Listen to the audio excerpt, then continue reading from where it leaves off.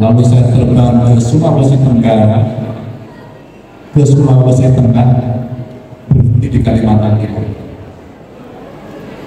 Sebuah pertanyaan menarik saya ceritakan pada banyak orang. Pak Ganjar, ngapain Bapak datang ke titik-titik di mana secara elektoral suaranya kecil? Kenapa tidak lebih baik Cirebon dulu? Paradigma politik yang seringkali muncul adalah sekedar elektoral. Buat saya itu keliru besar. Ketika saya ketemu dengan mereka, awal sebelum itu saya memulai kunjungan saya, memulai kampanye saya dari Merauke. Teman-teman,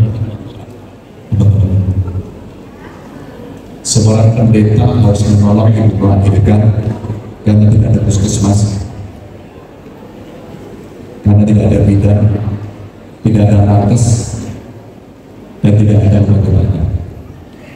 Itu terjadi di negeri kita.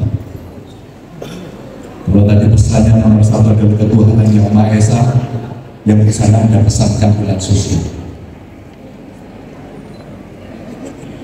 Geser saya ke NTT, ada yang pernah ke Rote, belakang kanan, Rote, belum pernah. Daerahnya di tepi pantai, kota dengan segala hormat, fasilitasnya tidak baik. Dari sana ada orang terkenal sekali, namanya Profesor Johannes, menjadi rektor UGM. Karena sangat hebat dan berjuang celah orang besar.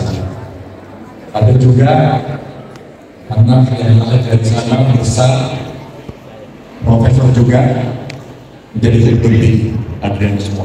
Roti.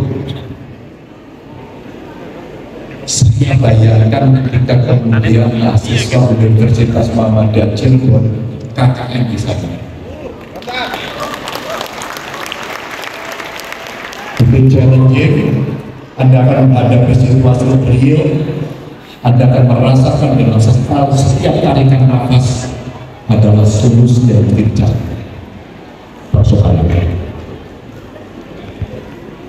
Apa yang kemudian diharapkan sama mereka? Mereka memimpikan akses pendidikan yang gampang. Mereka tidak bisa mendapatkan kebaikan-kebaikan kehidupan ketika dia tidak bisa mendapatkan akses pendidikan yang bagus. Mari kita bicara keadilan. Maaf, kita ditertawakan di sana. Saya pindah lagi ke Bima, kemudian ke Mataram. Hal senada terjadi, tapi saya ganti bertemu dengan petani. Pak Ganjar, makin hari kami makin sulit mencari publik. Teman-teman, ini cerita real. Tapi di sisi lain ketika malam tiba saya ngobrol dengan anak-anak generasi muda, mereka berharap Pak Ganjar saya penyanyi. Pak Ganjar, saya juga punya mimpi dan harapan untuk bisa menjadi seorang profesional. Pak Ganjar, saya itu punya usaha. Tapi kenapa tidak ada perhatian kepada kami, sedangkan kami tidak pernah memperhatikan pemerintah? Bro, apa yang kamu butuhkan? Akses permudahan. Apa yang kamu butuhkan? Skip pinjaman yang tidak memberatkan. Pak, saya pengusaha muda, saya punya duit banyak, gajinya sudah 9 digit.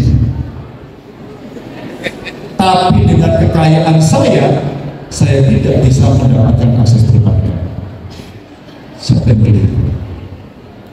Ini cerita pendek, teman-teman semuanya. Dan ketika saya kemudian terbang ke Palu, ke Donggala, saya terharu. Alhamdulillah, masih ada orang yang ingat saya. Sehingga Pak Rektor pada saat saya jalan dengan mereka, Pak Ganjar, Pak Ganjar. Saya sudah GR, saya kira saya populer karena capres. Sudah GR saya. Ternyata tidak. Seorang ibu datang menangis, hanya ingin menyampaikan ucapan terima kasih. Dia masih ingat ketika terjadi likuifaksi, saya datang ke sana. Pak Kiai, saya datang ke sana bersama kawan-kawan itu dari Jawa Tengah. MDMC bantu saya, Muhammadiyah bantu saya, ikut juga berangkat ke sana. Kami kolaborasi, dan pada saat itu kemudian kami berhasil membuat Huntara, kami berhasil membuat 8 sekolahan dan 1 masjid. Akhirnya saya datang yang kedua kali untuk meresmikan, setelah itu kami tidak berhubungan. Dan pada saat saya datang kemarin, mereka menerima itu. Sekedar cerita untuk memulai persoalan-persoalan yang ada di negeri ini, dan saya terakhir masuk ke Kalimantan Timur. Yang saya temukan pertama, teman-teman, saya ketemu tukang ojek. Apa yang mereka keluhkan kepada saya? Pak, kami harus ngantri berhari-hari untuk bisa mendapatkan bensin. Itu terjadi di Balikpapan, di mana dia ada sumber minyaknya, di mana dia ada kilang minyaknya, di mana sebagian minyaknya sampai ke tanah Jawa, dan dia kesulitan. Ada yang dari Balikpapan di sini? Oh, Samarinda, oke, masih Kusama. Teman-teman, setiap pemilu selalu ada harapan. Setiap pemilu selalu ada pro kontra. Tapi kemudian kalau kita mau diinginkan, tempat terbaik adalah ruang-ruang zona netral seperti ini. Silakan berdiskusi, dan setiap calon pemilih mereka punya hak untuk bertanya. Tanyakan kepada si kandidat, apakah itu calon presiden, kepala daerah, DPR, DPD, DPRD. Tanyakan kepada dia, apa yang ada di pikiran dan hatimu untuk rakyat. Saya mendukung debat di kampus sejak dari ini. Debat yang the best itu adalah di kampus, karena ini zona yang paling netral.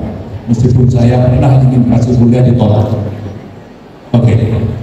Maka kalau judulnya moderator pendidikan politik, saya ingin mengajak semua untuk memahami politik.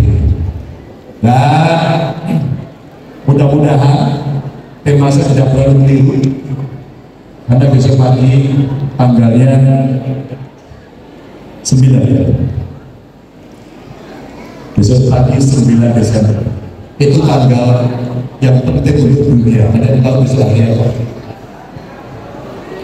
Ya, ya betul. Maka ketika kita bicara sesuatu yang sangat besar, ingin membangun keadilan, ingin membangun bangsa, ada keterbatasan. Keterbatasan yang adalah problem yang harus selalu muncul adalah KKN, kolusi dan nepotisme. Itulah yang dulu tahun 98 beberapa mahasiswa menjadi korban karena perjuangan itu. Nah, saya ingin kasih sebentar, mungkin nanti selanjutnya akan bisa ditampilkan. Boleh selanjutnya ditampilkan? Ya.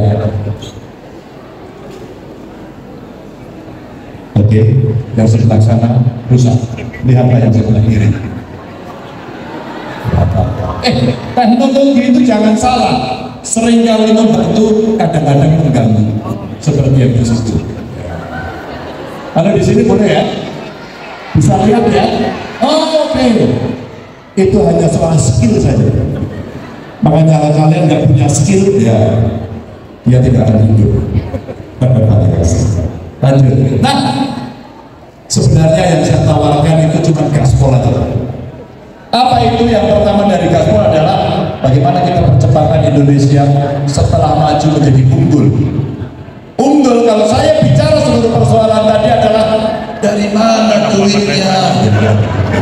Pernah dengar yang seperti itu ya? Maka mari kita lipat gandakan anggaran. Mari kita buat pertumbuhan ekonomi menjadi tinggi, karena kita tidak akan mau terjebak dalam middle income trap. Yang kedua, setelah kita bisa pendapatannya tinggi, maka kita jaga penegakan hukum, kita sikat KKN. Maka saya senang mendapatkan partner, mitra pasangan namanya MD. Mahfud MD ini kalau bahasa pengertian Muhammadiyah agak negatif.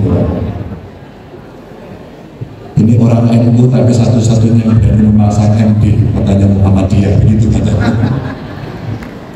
Sikap KKN. Tapi kalau itu sudah, birokrasinya mesti melayani, maka poleslah birokrasi.